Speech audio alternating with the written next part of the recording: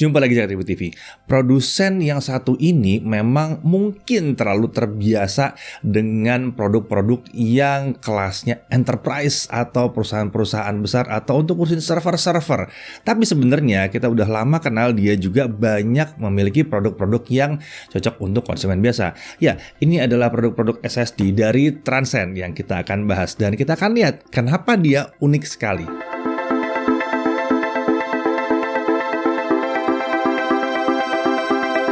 Oke, sebelum kita mulai bahas mengenai produknya, mungkin perlu bahas sedikit siapa itu Transcend.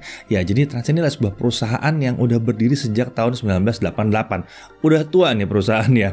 Ya, dia bergerak di produksi produk-produk untuk digital storage, multimedia, dan produk-produk industrial. Nah, ini industrial yang paling banyak saya kenal juga ya. Lini produknya tuh ada RAM, ini banyak banget RAM sebetulnya untuk server segala macam, ada RAM untuk memori, untuk laptop. Dulu tuh Indonesia terkenalnya kalau beli laptop tuh harus cari Transcend biar pasti kompatibel gitu. Nah, hard disk eksternal, SSD SATA M.2, SSD eksternal, USB flash disk, SD card reader, aksesoris SSD enclosure, bahkan kamera dash untuk mobil, untuk dashcam ya. Nah, Transcend ini bisa dibilang sebagai produsen yang fokus ke industrial product sebetulnya. Jadi kalau kita datang ke Computex nih, kita bisa lihat bahwa Transcend ini adalah sebuah perusahaan yang besar karena perusahaan besar itu biasanya booth-nya emang spesial gitu. Dan yang menarik adalah tiap kali kita datang ke Transcend, kita lihat barang-barang industrial banget. Kita mempertanyakan bahwa barang konsumernya kemana. Sebetulnya ada, cuma mungkin mereka fokusnya agak mendua gitu ya antara industrial dengan ini. Nah, yang kita akan bahas kali ini adalah Transcend MTE220S ya. Yang satu ini MTE220S. Jadi ini adalah sebuah SSD NVMe ya. Dan sebuah SSD eksternal ESD350C. Nah, ini adalah portable SSD dari Transcend. Oke, mari kita mulai dari yang SSD NVMe dulu ya. Ini menarik juga sih sebetulnya. Ini SSD NVMe ini SSD yang dipasang di dalam laptop, di dalam desktop biasanya. Jadi terpasang di dalam ya.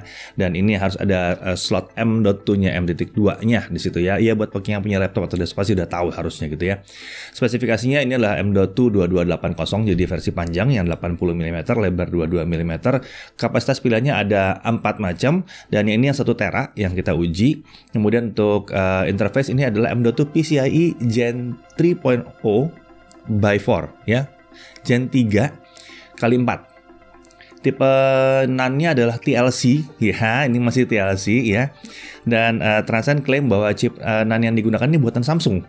Nice, yang merupakan partner utama mereka. Untuk controller dia menggunakan Silicon Motion dengan tipe SM2262EN. Ini mengusung teknologi 8 channel ya.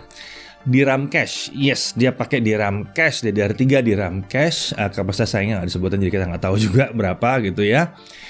Tujuannya DRAM cache untuk membuat sustain performance yang lebih baik. Kemudian untuk mean time before failure itu adalah 2 juta jam. Dan ini yang menarik sekali adalah TBW atau terabyte return-nya. TBW-nya gede banget di 2200 TBW. Ya, ini mungkin karena kebiasaannya Transcend di industrial, jadi ya, TBW-nya harus tinggi-tinggi. Jadi lihat, fokus mereka itu terasa bahwa mereka terbiasa di industrial. TBW-nya tinggi, kita bandingkan. WD Black SN750, 1 tera itu 600 TBW. Samsung 970 Evo Plus 1 tera itu 600 TBW.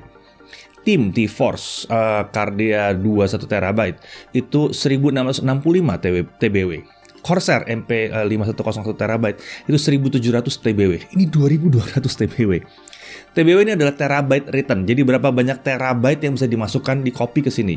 Karena itu adalah umur yang benar untuk sebuah SSD. Jumlah terabyte yang bisa ditulis ke dia. Umumnya pada saat dia sudah mencapai 2200 TBW, yang terjadi adalah card ini tidak bisa ditulis tapi bisa dibaca. Jadi SSD kayak gitu ya, kalau udah mencapai limitnya dia tidak bisa ditulis tapi masih bisa dibaca. Jadi ditulis nggak bisa, tapi kita copy keluar data kita yang lama bisa. Dan 2200 TB itu gede banget sebetulnya, bertahun-tahun ini baru bisa habisnya nih. Apalagi kalau ini dipakai di laptop, waduh ini panjang banget umurnya. Menarik sekali kebiasaan industrialnya ya. Oke, kita coba uji aja langsung ya. Nah, klaim kecepatannya adalah 3.400 Mbps untuk read dan untuk write-nya 1.900 Mbps. Kita dapat read-nya di 3.330 Mbps dan write-nya di 1.894 Mbps. Ya mirip banget. Jadi kita anggap terbukti ya, bener. Performance-nya terbukti, kita bisa mencapai performance yang diminta. Emang biasanya pasti ada kecil sedikit perbedaan antara klaim dengan performance aslinya. Mungkin ada yang udah pernah tahu Transcend dan tahu ada MT110S. Nah, ini adalah penerusnya. Kita lihat kalau MT110S yang 1 tera itu speednya emang di bawah ini, di sekitar 1.700 read dan 1.400 di write-nya. Ini jauh lebih kencang. Nah, untuk pengujian copy file data, kita tes ini, kita menggunakan satu file ukuran 12 GB, kecepatan kopinya itu berkisar 1,7 Gbps ya. Durasi copy untuk 12 GB itu cuma sekitar 7 detik dan tidak ada penurunan kecepatan untuk versi 12 GB. Nah, ini kalau dibandingkan dengan SSD SATA, ini lumayan jauh. Kecepatan copy SSD SATA itu sekitar 470 Mbps doang. Durasi copy kita coba kalau kita bandingkan itu sekitar 25 detik. Tadi 7 detik ya. Nah, lalu bagaimana kalau dibandingkan dengan SSD QLC? Ini kan TLC. Ada yang QLC. Untuk tahun 2020 ini QLC agak sedikit pelan mungkin ya. Kecepatan kopinya sekitar 470 Mbps sampai 170 Mbps ya. Durasi kopinya 1 menit 10 detik. Ya, sekitar 9 kali lipat lebih lambat daripada yang satu ini. Memang kalau QLC ada penurunan performance yang signifikan kalau kita copy file agak besar. Jadi coba kita lihat kalau kita gedein lagi filenya seperti apa. Oke, Transcend ini kalau filenya 20 GB yang kita copy, memang di awal berkisar 1,7 Gbps, tapi dia cuma turunnya sampai 470 Mbps doang. Jadi durasi kopinya tetap bagus, di 20 GB itu sekitar 25 detik ya kopinya. Sementara SSD SATA dari awalnya itu sudah cuma 470 Mbps gitu ya. Durasi kopinya jadi sekitar cuma 42 detik. Lalu untuk SSD QLC ya, kita lihat di sini kecepatan copy di awal di 470 Mbps, tapi ya kalau diteruskan dia akan turun sampai ke 75 Mbps. Jadi durasi kopinya bisa mencapai 4 menit 10 detik lebih lama. Jadi ini masih kencang banget ya, dan ingat 2200 TBW ini panjang banget umurnya. Untuk suhu kita juga tes seberapa tinggi suhunya. Dia bisa mencapai maksimum 85 derajat Celcius ya. Ini sebetulnya tidak terlalu tinggi untuk sebuah SSD yang kencang kayak gini. Karena yang namanya tinggi itu di atas 90 biasanya. Ya ini suhu tertinggi maksimumnya ya. Untuk penggunaan biasa normal kita dapat suhu ini cuma sekitar 40 sampai 42 derajat Celcius ya. Itu ya nggak panas kalau gitu ya. Nah, untuk pendukungnya dia punya software namanya Transcend SSD Scope ya. Software ini berguna untuk pengecekan status dan kondisi kesehatan SSD, kapasitas performa, update firmware dan lain-lain. Menariknya ini ada menu khusus untuk cloning sistem antar storage ya. Jadi sangat berguna ya, bisa untuk cloning sistem juga di situ ya. Syarat melakukan cloningnya adalah harus punya storage yang ukurannya sama. Jadi ya kalau 1 tera juga gitu ya. Nah, untuk urusan harga, yang satu ini juga sangat menarik sekali karena untuk 1 terabyte SSD NVMe yang kencang dengan TBW yang panjang banget, harganya di kisaran 2.600.000 ribuan gitu ya. Dengan garansi resmi di Indonesia selama 2 tahun. Jadi yang satu ini menarik adalah performanya lumayan kencang, klaim TBW tinggi sekali untuk kelas 1 terabyte, kemudian kapasitasnya ya besar, bisa untuk instalasi game segala macam, kekinian sekali, dan harganya termasuk yang miring ya.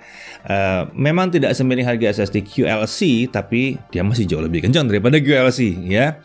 Langsung tersedia fitur cloning storage di software bawaannya. Oke, sekarang malah kita bahas yang satu ini ya, SSD eksternal dari Transcend. Ini adalah ESD350C. Ya, SSD eksternal ini memiliki USB interface USB 3.1 Gen 2 10 Gbps ya.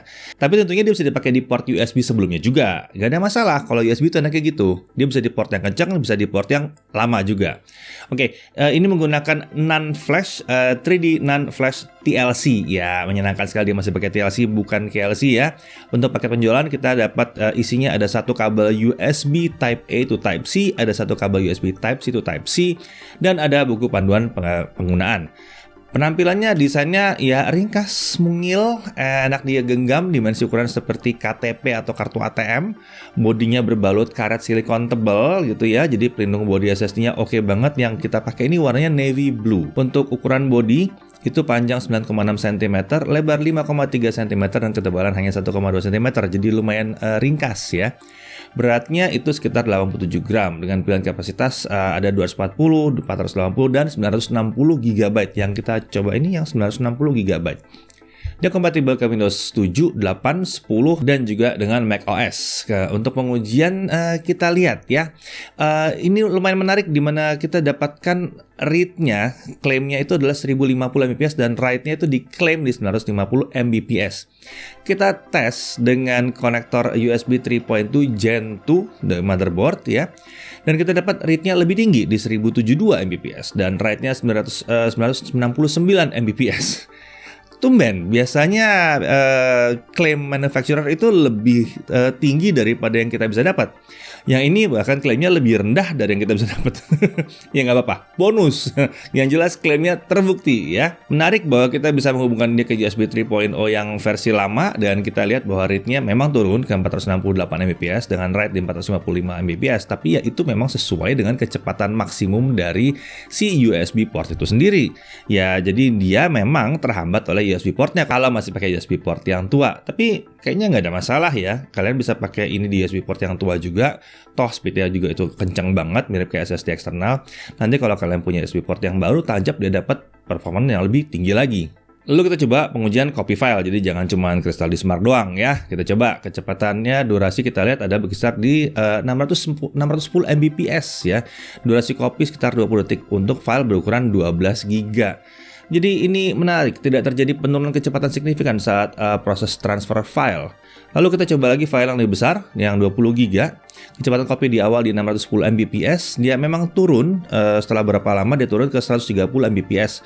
Tapi tetap lumayan kencang, jadi kita dapat 1 menit 33 detik untuk file 20 GB. Nah pasti ada yang nanya, ini bisa disambung ke Android nggak ya?